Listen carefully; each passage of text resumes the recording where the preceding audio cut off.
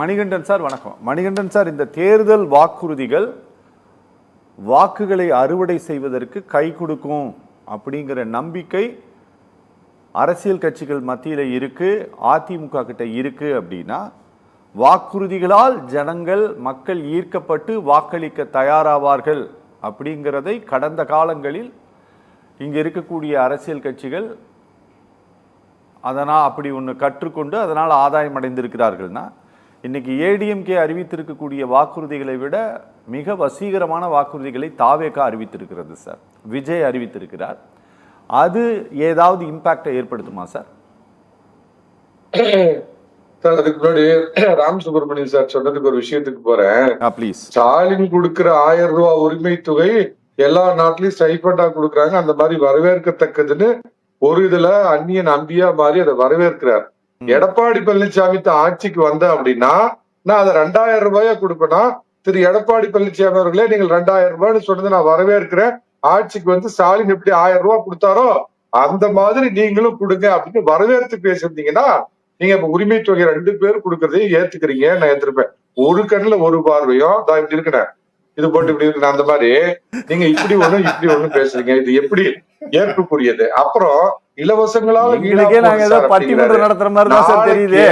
நான் அதுக்குதான் சொல்றேன். திமுகவுடைய மேனிபெஸ்டோ வந்ததுக்கு அப்புறம் ராமசுப்ரமணியன் என்ன பதில் சொல்றாரு அப்படின்னு பாக்க, அது பஞ்ச் ஆஃப் இலவசங்கள், இலவசத்தை மட்டுமே நம்பி பொய்யான 506 வாக்குறுதிகளை மட்டுமே போன தடவை சொல்லி இந்த தடவை 1506 வாக்குறுதிகளை சொல்லி மக்களுக்கு வந்து நெத்தியில நாமத்தை போட போறாங்க, அதான் பண்ண போறாங்க. அன்னைக்கு ராமசுப்ரமணியத்தை கூப்பிடுங்க.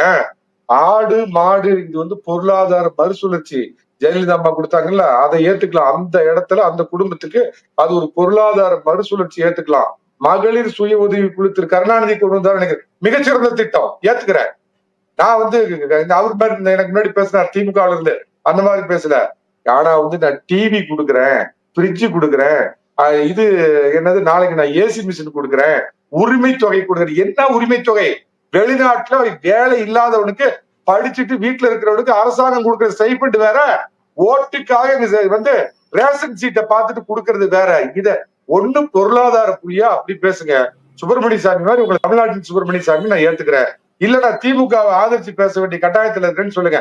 இல்ல என்ன மாதிரி நான் 2 கட்சியும், நான் அண்ணா திமுக ஆதரவாளர், நான் வெளிப்படையா சொல்லிட்டு தானே பேசுறேன். நான் மோடி ஆதரவாளர். மோடி பாய், ஏன் இப்படி மாறி போயிட்டீங்க? இந்த திமுக காத்து உங்க மேல, இந்த கர்மாந்திர காத்து உங்க மேல அடிச்சிருச்சா? நல்ல சீர்திருத்தத்தை கொண்டு வந்தீங்க, இந்த நாட்டை நல்ல விதமா கொண்டு வந்தீங்க. ஏன் திமுக பார்த்து கத்துக்கிட்டு நாடு சீரழிச்சு போயிடும்?